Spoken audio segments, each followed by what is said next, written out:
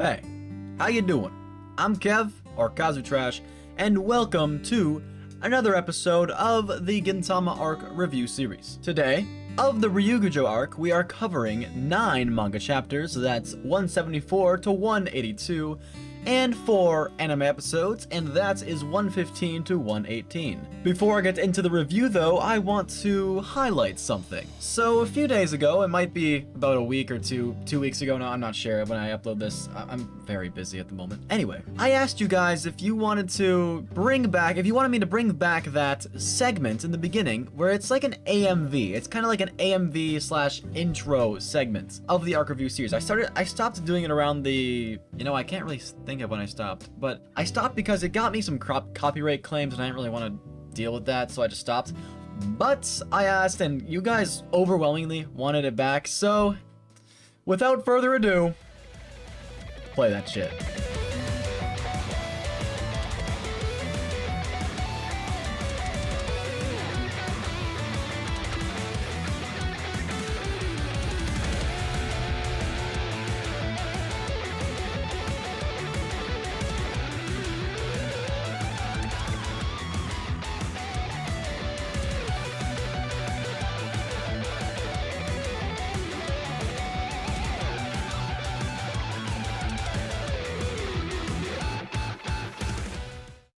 So, to begin, let's delve into the origins of this story, the Japanese folktale named Urashima Taro. I'm gonna briefly paraphrase the wiki here and get you up to date.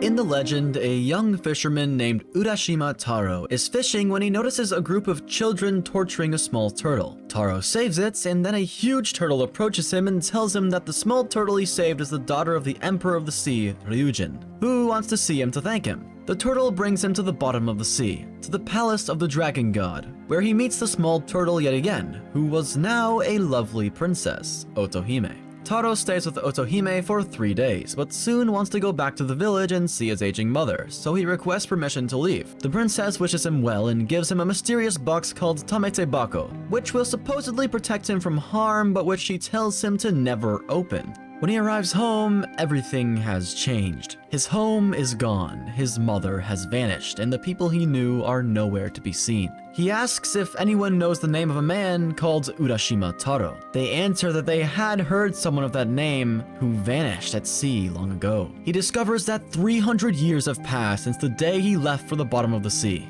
Struck by grief, he absent-mindedly opens the box, and with it bursts forth a cloud of white smoke. He is suddenly aged up, his beard long and white, and his back bent. From the sea comes the sad, sweet voice of the princess. I told you not to open that box. In it was your old age. And now here's Gintama's version. Ryugu Palace was a paradise that soared across the universe, a free country. Long ago, Urashima had come to the rescue of one of their messenger turtles and was invited to the palace. The princess, Otohime, grew very fond of him and gave him a warm reception. Only thing is, Ryugu Palace flies far distances between planet nations, where time moves very differently than it does on Earth. When the man returned home, everyone he loved was gone, long since dead.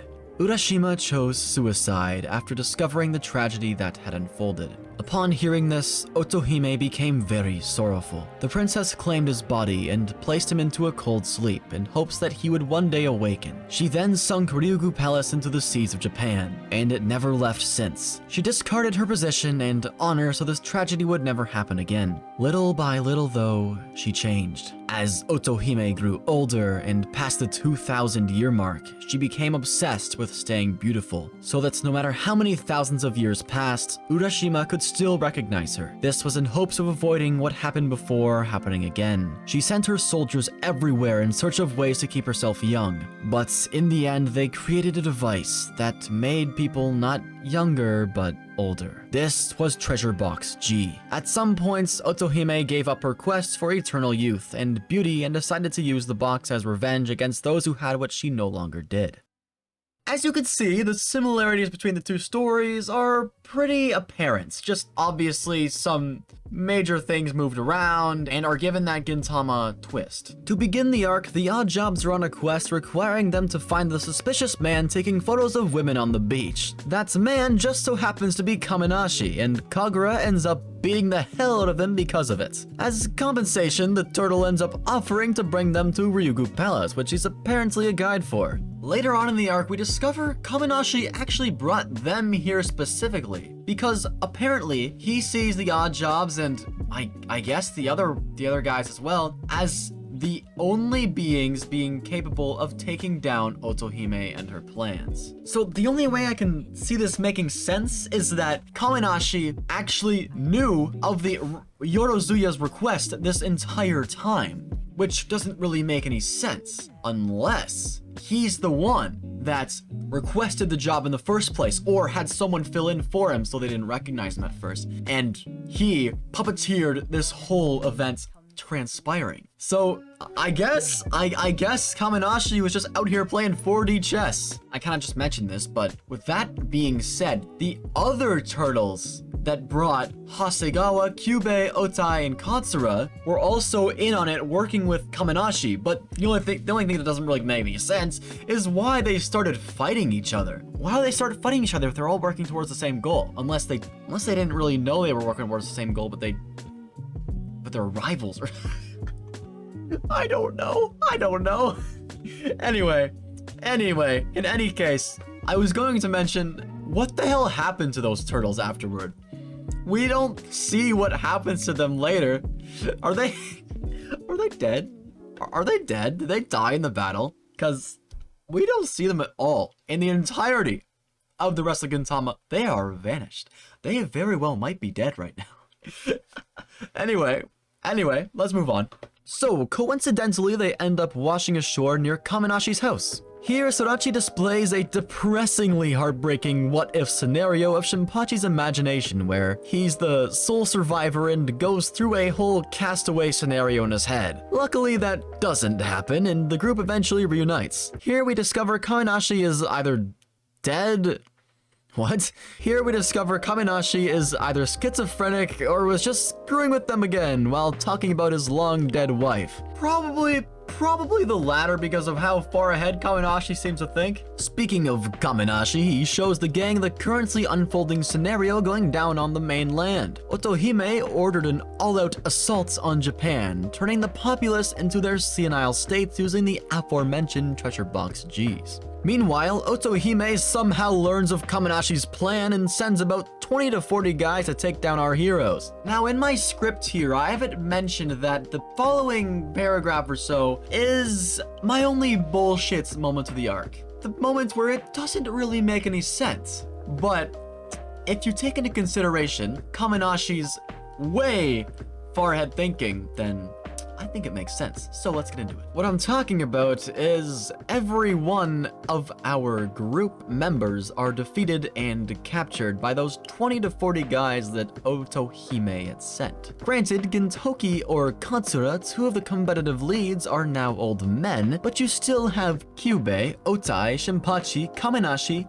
Hasegawa. I mean, come on, look at my boy go. Oh, the backwards kick too, oh. But yes, of course, there's the girl who can carry this whole team on her shoulders, and that's Kagura. Yeah, though, I really do wish we saw how this fight actually went, because I could see it going the way that Kagura had to be protecting the two old men. You don't want to have them have a heart attack mid-fight, but here's how I think it really went, and Sorachi just wasn't able to squeeze it in there. So, I believe that Sorachi had Kaminashi tell the gang to be captured, that this was all the plan. They put up a fight, but I think he was supposed to go to the jail. I think he meant to go to the jail the entire time. Because what did going to jail really do? It got them to a better position with ease. They got into the main headquarters of the Ryugu Palace, and they got out with Kagura's superhuman strength scot-free. I think that holds credence. Yeah, man, you know what? I'm going all in.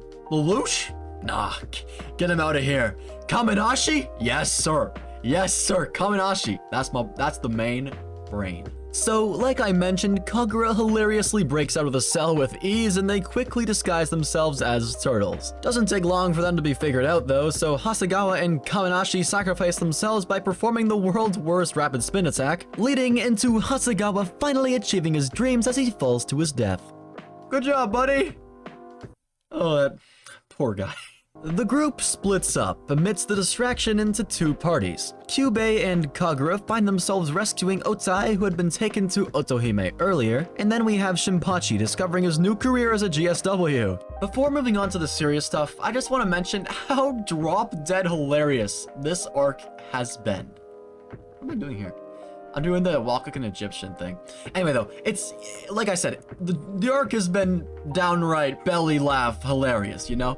Like, it was genius. The jokes were genius, and the best part is it's not just one character carrying either. It's everyone. Every single character had at least one joke that had me dying. Kaminashi with the scouter, Otai showing Otohime up in a beauty contest, Kagura pretending to lay eggs, and Kyubei following suit. The next three really took the comedy to the next level though. Anytime each of them were on screen, you could be sure a legendary scene was coming. Of course, I'm talking about the two geezers and Shinpachi absolutely murdering that straight man role. There's the Mega Drive scene, there's the speedwalking scene, there's the ping pong ball scene. I mean, the list just goes on. One scene from these three truly sticks out though, and what I'm talking about is this one. The three coincidentally find themselves gazing upon a man in a cryogenic sleep chamber. This man is Urashima Taro. On the monitor next to the chamber, the trio discover an electronic journal Otohime had been keeping ever since Space Century 79,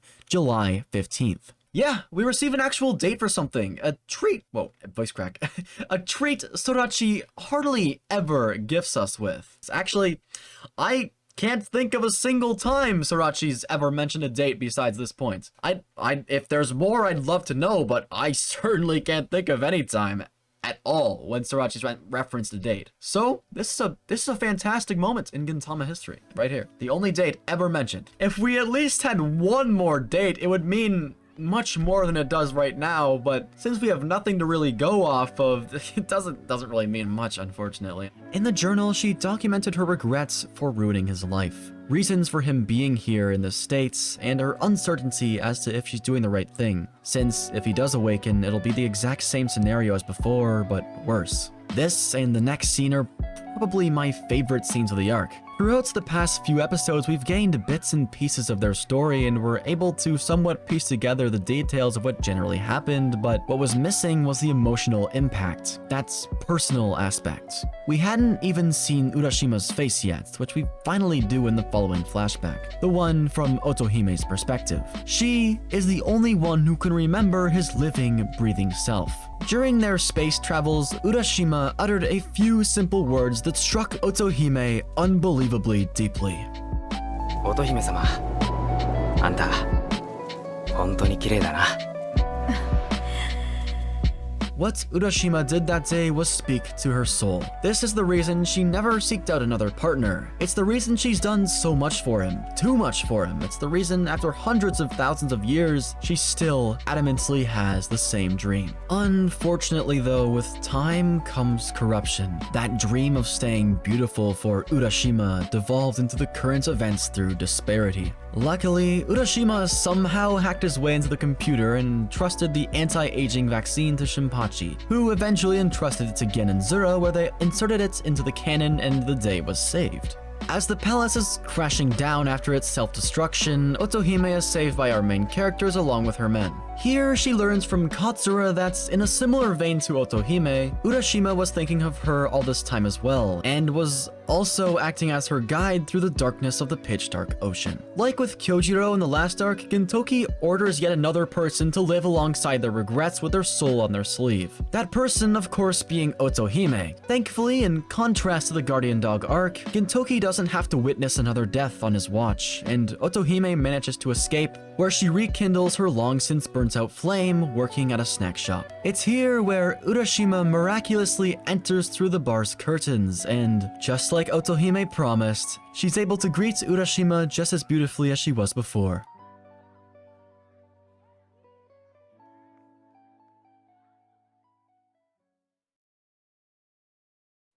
So everyone, that was the Ryugujo arc, also called Dragon Palace arc, I think. I think that's what it translates to. So, my general thoughts?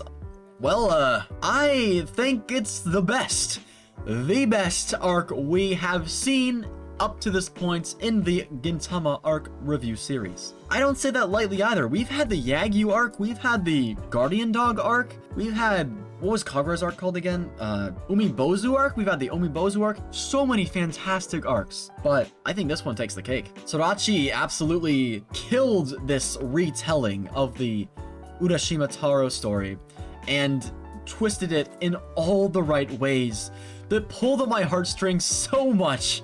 You can watch my reaction. I cry like a little baby.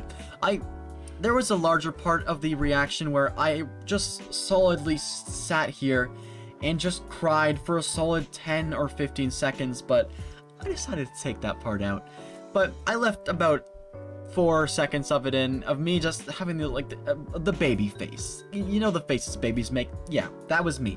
That was my face. I had that ugly cry face for about 15 seconds probably, maybe. I'm not sure. But absolutely phenomenal. If you can get me to cry like that, absolutely phenomenal arc. Storytelling is Sorachi's strong points, and I really hope he continues to do something after Gintama. If he doesn't, good on him. Have a good retiring. But there's a few more things I want to mention before I go. First thing being, I want to know the race that Otohime was, because there is no way that she's just a human, because she obviously lives... Okay, there's a little bit of discrepancy here. Otohime herself says that she's lived hundreds of thousands of years, but Kaminashi says that she's 3,000 years old, or around 3,000 years old. So, okay, you can see on the screen now. I'll get rid of my face cam for a second. Oh, there's Anya on my other monitor. But anyway, it should show, why did you wait for him for hundreds of thousands of years? That's Gintoki talking, but she did just say that. Hundreds of thousands of years, but earlier when Kaminashi was talking about it, Kaminashi only said 3,000, so a little bit of discrepancy there. So I'm not really sure who to believe. Probably Otohime, because she is the actual character. Who would know that? But I don't know. She must be an Amanto. That is a race that we haven't heard of, or wasn't mentioned, or she's immortal somehow. How is she immortal? Not immortal because she's still aging. Yeah, she is still aging, but she's aging at an incredibly slow rate. It's an unnamed race, I suppose. Anyway, there was one more bullshit moment I wanted to mention. Bullshit in quotations, because there might have been a way he could have survived. At the end of the show, at the end of the episode, we saw Urashima falling into a crevice in the ocean, and he was getting pretty far down there, and we saw no signs of him waking up, swimming up, or anyone diving down to save him. And at the end of the arc, we see Urashima walking into the bar to greet Otohime. Fantastic finale, by the way. Fantastic finale. Anyway, I don't know how Urashima survived. Does anyone have an explanation for that, or is that just anime logic? Because I have to know. I have to know. Wait. Oh, wait. I know this doesn't make much sense in the context of the show, but in the story of Urashima Taro, it said that the turtle granted him gills, so he could swim down to Ryugu Palace with the turtle. So maybe Urashima Taro in this context also has gills somehow, and that's how he was able to survive. I'm locking that in. That's how Urashima Taro lived. He has gills somehow. Maybe he has gills somewhere like on his stomach area, like where the Deep has it from the boys. Anyway, guys, I don't know if I mentioned it yet, but it's getting a 9.5, obviously. I haven't given it a 10 yet, but that's being reserved. That is being reserved, I promise. So, everyone, have a fantastic evening, day, morning, night, anywhere you are. Alright, that's about all I had to say. So, I guess I'll do my outro now. Oh, speaking of outros, I got a new outro. I'm sure you'll love it. It's Konosuba themed. It's Konosuba themed. Finally, I can do something Konosuba related on this channel, and it is perfect because it'll be in every single video now, and my username will finally make sense to some degree. Alright, everyone. Bye-bye. For real now.